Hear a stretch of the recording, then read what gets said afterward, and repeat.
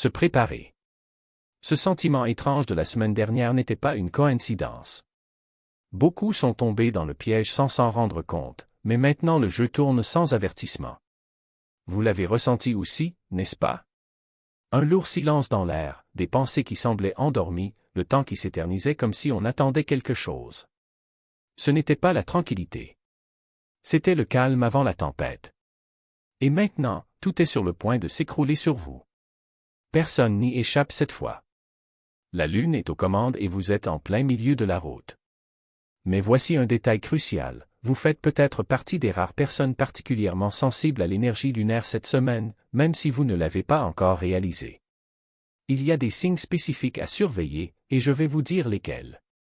Restez proches, car ce qui se passe vous affecte déjà plus que vous ne le pensez et ce n'est même pas le pire.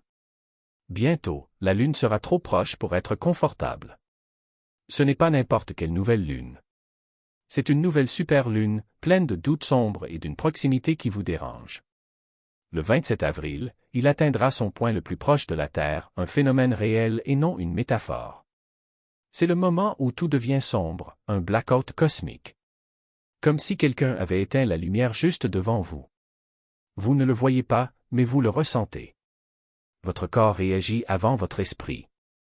Les gens commencent à agir de façon étrange, décalée. Les conversations déraillent. Quelque chose vous attire à l'intérieur et vous ne savez même pas pourquoi. Si vous vous réveillez ce jour-là avec l'impression d'avoir quitté la planète du jour au lendemain, ne vous inquiétez pas, vous n'êtes pas seul. Les rêves deviennent intenses, presque trop réels, comme s'ils envahissaient vos pensées éveillées. Et si vous vous accrochez à quelque chose, une émotion, une décision, une vérité, cette lune peut vous l'arracher, même si vous n'êtes pas prêt. Il ne s'agit pas de peur. Il s'agit d'être conscient de ce qui change. Car lorsque nous atteignons le 29 avril, la phase d'illusion commence. Et c'est là que les choses deviennent vraiment bizarres. Ne vous laissez pas berner. Toute attention n'est pas un cadeau. Aujourd'hui, le ciel n'est pas seulement spectaculaire, il est à gagner. La Lune, Vénus et Saturne s'alignent dans un nœud de tension cosmique. Et cette sorte de congestion céleste n'est jamais neutre. Chacun apporte des exigences différentes. Vénus veut être aimée. Saturne veut le contrôle. La Lune, autrefois synonyme de clarté émotionnelle, crée désormais une statique psychique difficile à ignorer. Vous pouvez vous sentir tiraillé dans des directions opposées, entre le désir de vous connecter et la pression de tout garder en laisse. Une étrange envie de paraître imperturbable, même si intérieurement on s'effondre. Cette énergie génère d'étranges tensions sociales. Vous pouvez rechercher l'approbation de personnes qui ne comptent même pas, ressentir un besoin soudain d'impressionner, d'être choisi, d'être vu, mais rien de tout cela ne vous semble réel. Parce que ce n'est pas le cas. C'est une illusion créée par cette impasse planétaire. La beauté, le contrôle et la vulnérabilité sont en guerre, et vous êtes au milieu de tirs croisés. Nous appelons cela le piège illusoire de l'ego. C'est à ce moment-là que le besoin de validation étouffe vos véritables besoins. Méfiez-vous des commentaires passifs-agressifs, des comparaisons, du sentiment d'être laissé pour compte ou du désir d'attention de ceux qui ne la méritent pas. C'est cet alignement qui joue avec votre estime de soi. Aujourd'hui, il est facile de se sentir obligé d'être quelqu'un que l'on n'est pas, comme si vous deviez incarner une version de vous-même pour maintenir la paix ou gagner l'amour. Résistez. Le geste le plus puissant sous ce ciel est de ne pas réagir. L'univers parle fort à travers le silence et les regards obliques. Le 26 avril, quelque chose de rare se produit, la Lune rejoint Mercure, le messager cosmique. Ne vous attendez pas à des signaux forts ou à des changements spectaculaires. C'est quelque chose de subtil, de précis, d'étrange. C'est le genre de jour où les messages arrivent lorsque vous êtes distrait, vous brossez les dents, faire défiler votre flux sans réfléchir. Une phrase dans la conversation de quelqu'un d'autre semble s'adresser à vous, même si ce n'est pas le cas. Vous pensez à quelqu'un que vous n'avez pas vu depuis des années et soudain, il apparaît de manière inattendue. C'est ainsi que Mercure parle lorsqu'il est filtré à travers la Lune, non pas avec logique, mais avec écho et symbole. Faites attention à ce qui croise votre chemin lorsque votre esprit est calme. Ce n'est pas une coïncidence. C'est le contact. C'est le moment idéal pour poser une question à votre subconscient et attendre des réponses non pas des autres, mais de l'intérieur. Faites confiance au timing étrange, à la chair de poule, au souvenir qui surgit de nulle part. Il s'agit d'une correspondance psychique livrée directement dans votre boîte de réception interne. Mais attention, toutes les pensées ne sont pas vraies. Certains sont des tests destinés à votre attention. La Lune a le don de dramatiser ce que Mercure essaie de dire. Vous devrez filtrer le bruit pour trouver le signal. Ce n'est pas une pause romantique. C'est un audit de l'âme. Le 29 avril, un silence glacial s'empare du cœur, et ce n'est pas un hasard. Vénus, planète de la connexion et du plaisir, fait face à Saturne, gardienne du temps, des limites et des responsabilités. C'est une conjonction rare, et elle ne se soucie pas de la douceur ou de la noblesse de vos intentions. Saturne ne fait pas de romance. Saturne le rend vrai. Et quand il touche Vénus, vous le ressentez. Une énergie froide entoure les relations. Les gens peuvent s'éloigner, d'autres restent silencieux. Soudain, vous ne vous sentez pas en sécurité avec quelqu'un ou vous pensez qu'il ne se sent pas en sécurité avec vous. Les émotions ne disparaissent pas, elles restent simplement en suspens. Ce n'est pas personnel, mais ça y ressemble. Ce n'est pas un rejet. C'est une évaluation. L'univers scanne chaque connexion de votre vie et vous pose une question, est-ce que cela sert votre chemin ou est-ce une distraction? Sous cet alignement, les liens superficiels se dissolvent rapidement. Ceux qui restent sont ceux qui sont destinés à de longs chapitres. Tous les appels ne réussissent pas ce test et cela ne devrait pas non plus être le cas. La friction que vous ressentez maintenant est que Saturne vous évite d'investir au mauvais endroit. Certains ressentiront peut-être même l'appel à un engagement, mais ce ne sera pas romantique. Ce sera lourd, sérieux, réel. C'est ainsi que vous savez que vous êtes aligné. C'est l'énergie de l'âme sœur déguisée en réalité brute. Donc, si quelque chose termine ce jour-là, laissez tomber. Vous ne perdez pas l'amour, vous vous débarrassez des illusions. Et si quelqu'un vous approche pendant cette période, soyez attentif. Ce n'est pas une coïncidence. C'est un contrat. Tout ce qui semble vrai n'est pas réel, et tout ce qui est réel ne semblera pas vrai aujourd'hui. À la veille de cette grande conjonction Vénus-Saturne, quelque chose d'encore plus étrange se produit, un bleu dans le ciel. Vénus, Saturne et Neptune approchent à l'unisson. Et lorsque ces trois-là se touchent, la réalité commence à se propager. Vénus est le désir. Saturne est la limite. Neptune est une illusion. Ensemble, ils forment ce qui ne peut être décrit que comme un miroir déformé du cosmos, un triangle de confusion où, la fantaisie, la logique et le désir se dissolvent en une seule chose. C'est le genre de journée où votre imagination parle plus fort que la raison. Soudain, vous vous sentez attiré par quelqu'un, convaincu que c'est de l'amour, convaincu que c'est le destin mais ce n'est pas le cas. C'est une projection.